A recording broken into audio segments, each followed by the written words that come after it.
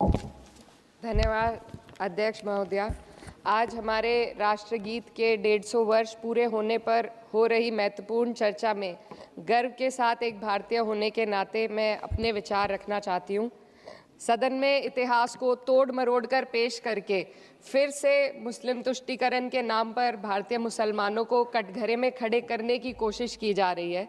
लेकिन मैं सदन में बताना चाहूँगी कि हम भारतीय मुसलमान जिन्ना के आह्वान को ठुकराकर अपने इस प्यारे वतन की मिट्टी के साथ मजबूती से जुड़े रहे। हमने महात्मा गांधी, बाबा साहब डॉक्टर भीमराव अंबेडकर, रविंद्रनाथ टैगोर जी, सुभाष चंद्र बोस जी, मौलाना अबुल कलाम आज़ाद, अशफाक उल्लाह खां साहब के विचारों को अपनाया। हम भारतीय मुसलमान इंडियंस बाय चॉइस हैं, बाय चांस नहीं। वंदे मातरम के किन छंदों को राष्ट्रगीत के तौर पर अपनाया जाए, यह फैसला सर रविंद्रनाथ टैगोर और सुभाष चंद्र बोस जी जैसे नेताओं के परामर्श के बाद हुआ।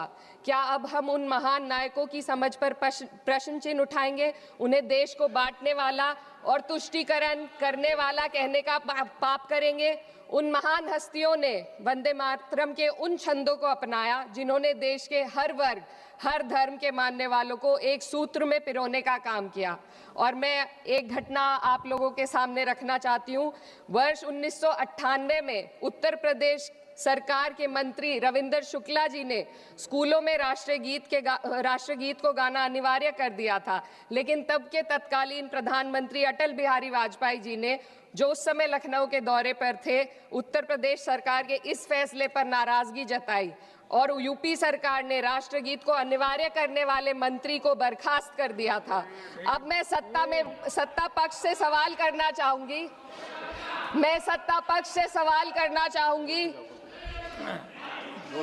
बोलने दीजिए।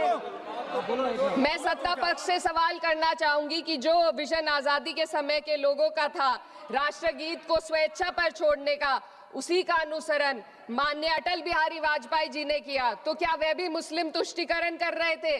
जी नहीं, अटल बिहारी वाजपेयी जी राजधर्म निभा रहे थे। देश में सब धर्मों को एक साथ लाना, सबके जज्बात का एहसास करना ही सबसे बड़ा राष्ट्रवाद है। माननीय अध्यक्ष महोदया, आज हमें वंदे मातरम के असली भाव को समझना जरूरी है। यह गीत तो देश के जल, जंगल, जमीन, हरियाली और निर्मल हवा की वंदना को समर्पित है। यह भारत की जन जन की मंगल कामना करता है कि भारत का हर नागरिक स्वस्थ रहे, सुरक्षित रहे और सम्मान के साथ जी सके। सुजलाम सुफलाम का अर्थ है, सुनिए, ऐसा देश जहां स्वच्छ और पर्याप्त जल हो, जहां नदियां जिंदा हो, बहती हो, जीवन देती हो।